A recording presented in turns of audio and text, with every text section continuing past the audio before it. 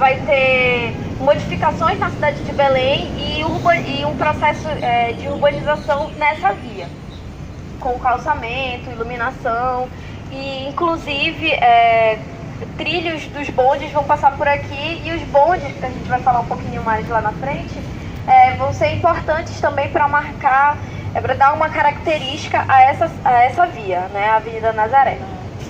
Bom, vou falar também um pouco para vocês sobre o reservatório, a Caixa d'Água de São Brás. Esse monumento que a gente tem hoje, que é tombado pela Secretaria de Cultura do Estado, ele tem cerca de 20 metros de altura e ele foi colocado para abastecer o bairro de São Brás e as suas proximidades. Ele era abastecido pelo Garapé do Utinga, e aqui vai ser muito importante porque ele vai ter características do período da borracha, vai ser feito todo de ferro fundido e ferro forjado, com capacidade de abastecer essa região aqui, e vai ser muito significativa a construção da Caixa d'Água de São Brás para o período de urbanização, para o processo de urbanização da cidade de Belém.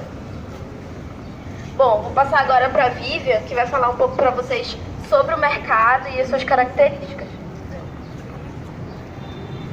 Bom dia, gente. Eu sou a Vivian, sou estudante do curso de Geografia da UFPA. E eu vou falar para vocês do mercado, e antes de falar do mercado, eu vou falar sobre a Estrada de Ferro Belém-Bragança. Quem sabia que a Estrada de Ferro começava aqui, onde temos o terminal rodoviário? Boa parte sabia. Onde nós temos o terminal rodoviário era uma antiga estação da Estrada de Ferro Belém-Bragança. Ela iniciava aqui, seguia Almirante Barroso, a BR-316, e terminava até a cidade de Bragança. A Estrada de Ferro, ela vai ser construída, vai ser iniciada com o objetivo de incrementar a produção agrícola. No entanto, vão vir estrangeiros, vão vir nordestinos para trabalhar na construção da Estrada de Ferro e vão implantar vilas e colônias agrícolas ao longo desse trajeto. Ela não vai ser construída tudo de uma vez, ela vai ser construída aos poucos. Vão ser inaugurados os trechos da Estrada de Ferro. O primeiro trecho a ser inaugurado, eu não falei a data, né? Inicia a construção em 1883 e vai se inaugurar o primeiro trecho em 1884, que vai ser de Belém à cidade de Benevides, ao município de Benevides.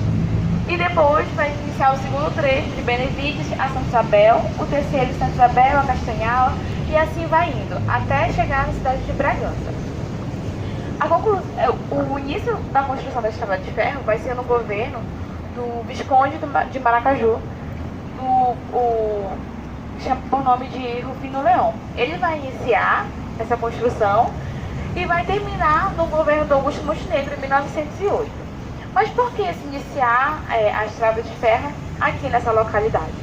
Se vocês observarem, nós temos o fim da Avenida Nazaré aqui, e que dá bem de conta no mercado de São Brás, que também foi construído para abastecer a cidade e para receber os produtos agrícolas que vinham do interior, que vinham pela estrada de ferro. A Estrada de Ferro ela passou tanto pela mão do governo estadual e depois ela passou para o governo federal. A Estrada de Ferro Belém-Bragança foi a 13ª ferrovia a ser construída no Brasil, e ela foi muito importante no estado do Pará por representar essa via de expansão que ligava Belém ao município de Bragança. Foi graças à Estrada de Ferro que possibilitou o surgimento de novos municípios, que nós temos Ananindeua, Marituba, Benevides, Taquateu, Peixe-Boi. Todos esses municípios a Estrada de Ferro cortava, e eram inicialmente vilas que se instalaram uma estação da estrada, e que também havia essa venda desses produtos agrícolas. E, posteriormente, essas vilas viraram os municípios. A Estrada de Ferro vai ter seu fim no governo militar, pois vai chegar o rodoviarismo. Com a chegada das rodovias, da indústria automobilística, dos carros, vai se extinguir a Estrada de Ferro, e alguns pontos em que se tinha essa estação vão ser totalmente destruídos, vão ser tirados, muitos vão servir como prédios, né, prédios públicos, e outros vão ter outras funções, como no caso do terminal rodoviário aqui de Belém, que deixa de ser uma antiga estação da estrada e passa a ser o terminal. A estrada de ferro ela foi considerada uma das importantes vias de ligação da população, e a população ela gostava, vou utilizar esse termo, ela gostava, porque era rápido, era um transporte rápido, era um transporte barato, porque tinha ramais também dessa estrada de ferro, que posteriormente eu acho que a Magali vai falar, né? Bom, com o fim da estrada de ferro, uma parceria da Secult vai providenciar diversas formas de resgatar essa memória da estrada de ferro, tombando estações, tombando prédios que são dessa época, tem ligação com a estrada de ferro. Um deles é a província Benjamin Constant, lá em Bragança. Agora eu vou falar para vocês um pouco do mercado. A gente fala aqui ou lá dentro, professora? Posso falar aqui? Quero que vocês observem o mercado e observem a grandiosidade dele e tentem imaginar o que era a construção desse mercado naquela época. Se hoje a gente passa de ônibus e já vê a beleza dele, imagina o que era ele naquela época. Ele foi construído no governo do Antônio Lemos e ele foi construído em apenas um ano. A construção dele iniciou em 1910 e terminou em 1911. Ele possui características da arquitetura do Art Nouveau, com elementos decorativos que nós observamos aqui à frente, se vocês puderem virar um pouquinho. Temos a arcada, temos essas platibandas, que são essas muretas que cobrem o teto esconde, né? Serve para esconder essa parte do telhado do mercado. E ele foi construído aqui justamente... Ele foi construído aqui justamente para atender esses produtos que vinham da estrada de ferro, já abasteciam o mercado, e do mercado abastecia os arredores da cidade de Belém. Outro objetivo também da construção dele era para abastecer essa parte da cidade que ficava distante do mercado do Ver-o-Peso. Ficava distante das pessoas se locomoverem até lá para comprar os produtos, para irem até o mercado do Ver-o-Peso. Então, a população das proximidades vinha até o mercado de São Brás e comprava e consumia os produtos daqui. O mercado de São Brás ele vai passar por duas importantes reformas que vão mudar completamente ele. A primeira reforma vai ser na década de 80, em que vai se retirar as telhas que eram originais da Europa, vai se trocar o telhado. E também vai mudar a organização dele. Dentro dele vai ser instalado um anfiteatro, só que ele não conseguiu permanecer por conta da localização do mercado, a movimentação dos veículos, essa confluência com as vias, era muito barulho. E a acústica do anfiteatro não era boa. Também se instalou um centro de informática e educação dos próprios feirantes daqui, e que também não foi para frente. O mercado de São Brás, depois ele vai passar por uma segunda importante reforma, que vai ser na década de 90, no governo do Edmilson Rodrigues, em que ele vai implantar os boxes que nós temos da Venda dos Feirantes de hoje, vai retirar os feirantes que se localizavam na Almirante Barroso, na Cipriano e no estacionamento do mercado, para colocarem eles dentro do mercado para trabalhar. Hoje nós observamos no mercado os problemas de infraestrutura, de goteira, de lixo, de fedor. Nós vemos que ele está realmente abandonado. E em contrapartida, o mercado ele é tombado pelo Estado. Ele foi tombado em 1988, se eu não me engano. E havia uma proposta para transformar ele no centro gastronômico. Isso é de acordo com o plano plurianual do Belém 400 anos. E o plano é de 2014 a 2017. Estamos em 2017 e até agora nada, né? Então, iam transformar o mercado em um centro gastronômico para atender, né, essa demanda da cultura alimentar que aqui na nossa terra tem. Mas até agora não vemos que ele foi para frente. Bom, a gente vai entrar, professora. Deixa eu fazer só uma complementação, né? Que eu falei no início. Então, coincidentemente o roteiro foi hoje, né? Mas nós estamos vivendo um momento que o mercado está agonizando, né? Então, como a última reforma foi praticamente 20 anos, ali tem a placa, inclusive, né? Da última reforma mais de reabilitação estrutural, 95, lá na época da Ana Júlia Careca. Acho que tiveram algumas outras só emergenciais, né? Quer dizer, o mercado, ele precisa de uma reforma urgente já há algum tempo, né? Nós vamos entrar, aí vocês vão ver como tem infiltração por todos os lados, né? A quebra das telhas. O que aconteceu na sexta-feira, né? Teve aquele vendaval e uma parte aqui dessas telhas, né, caíram ali naquele vão que nós vamos passar, o vão onde fica ali os móveis de madeira, né? Então houve um destalhamento, então que foi um alvoroço na sexta-feira. Então são os primeiros sinais que ele começa a dar, tipo assim, olha, né, tem que cuidar de mim. Isso é uma questão, primeiro a reforma da estrutura. A outra questão é o uso, né? Que precisa ser discutido, precisa ser feito um planejamento com os próprios, né, os trabalhadores que estão aqui dentro do mercado também, né, que já estão há mais de 20 anos. Quer dizer, que uso se fazer desse mercado, né? Como discutir com quem já está ocupando também o mercado, né? A melhor forma de utilizar esse espaço, né? Então, essa questão, projetos do polo de gastronomia, isso é muito contraditório e aqui na cidade de Belém, porque a gente sabe que o projeto está colocado ali para as 11 janelas. Nas 11 janelas, a classe artística se reuniu e resistiu, porque iam tirar um museu de arte moderna. Se vocês não sabem, existe um museu que fica em cima, na parte superior. Tiraram já aquele boteco lá que funcionava, né, por anos.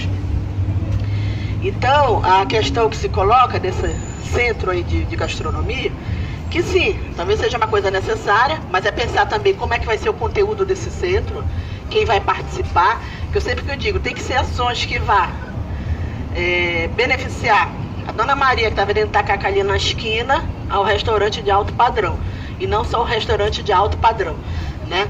Então, quer dizer, são vários projetos que falta essa maior discussão com a sociedade, esse é um problema, né? Não projetos que venham de cima para baixo.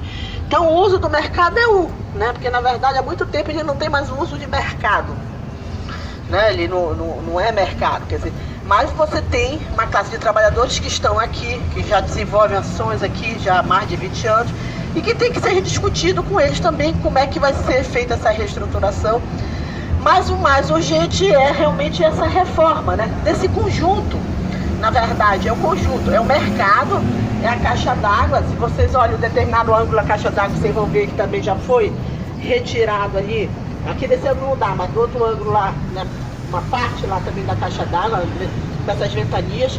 A praça, né, que deveria ser uma praça. Na verdade, essa praça é interessante, porque hoje ela é característica como uma praça de manifestações políticas, né? E manifestações culturais, que são presentes aqui também, né? Hip hop, né? De vários grupos culturais que existem. Mas fora essas datas e horários específicos, a praça, na verdade, ela não é um local de lazer da população. E aí vem questões que a gente vai começar a colocar para vocês, que não dá para falar em preservação do patrimônio, em política de turismo, né, em qualquer cidade, se você não falar e não resolver também questões que são graves nas nossas cidades capitalistas, né? E Belém não foge à regra, e a gente tem problemas graves, né, no que se refere. Eu diria que 3, mas 2 são que vão estar diretamente inseridas essa questão do patrimônio, né? Que é a questão da violência urbana. Então, a maioria de vocês talvez jamais viesse fazer esse percurso se viesse sozinhos, né? Ou ficariam aqui esse horário sozinhos, né? Então, essa questão da nossa insegurança no espaço urbano. Então, como é que o turista vai circular hoje na cidade? Se a própria população não circula, né? Eu digo, a cidade só vai ser boa para o turista se ela for boa para a população. Se não for bom para a população, não faz. Senão, a população vai falar mal da cidade. Então, aqui a colega mineira dizendo, ela está um mês aqui em Belém, que ela está bombardeada, todo mundo falando da violência de Belém, que ela diz que a violência tem em qualquer lugar. É verdade. Só que em Belém o negócio foi avassalador, né? Nos últimos 10, 15 anos, mudou esse contexto do que era uma Belém mais bucólica, tranquila, para uma Belém que realmente não dá para ir, tanto ir na tua esquina, e não é bairro periférico, é qualquer lugar da cidade de Belém, né? A outra questão que nós vamos ver, que eu digo que a gente faz esses roteiros, e a gente vai chutando lixo pela rua, né? Então é lixo, é uma cidade, né, que tem muito lixo. Então tem que ter um programa de educação do patrimônio com educação ambiental, porque, lógico, isso é dever do Estado, mas não só do Estado. Se a população não tiver consciência, não adianta, né? Então, eu digo, em sala de aula, às vezes quando eu acabo a aula, eu digo, vocês são estudantes de geografia, essa sala não pode estar assim, né? Então, são das diversas classes sociais, não é uma questão, porque a população mesmo que não tem educação, não. É uma questão ampla. Eu estou vivendo uma experiência agora que eu estou fazendo um pós-doutorado em Curitiba, é o oposto de Belém, é evidente, mas a gente vê que é possível, né? É possível você ter uma cidade organizada, com lixo, e sempre os amigos lá dizem, porque aqui é muito coercitivo, se o cara jogar lixo e tal, ele vai ser multado, não tem papo. Se ele fizer fila dupla, ele vai ser multado, né? Então, quer dizer, é preciso essas ações mais decisivas. E a outra questão é a questão da circulação, né? Que Belém é uma cidade que essa questão da circulação hoje é grave para você chegar de um local para outro.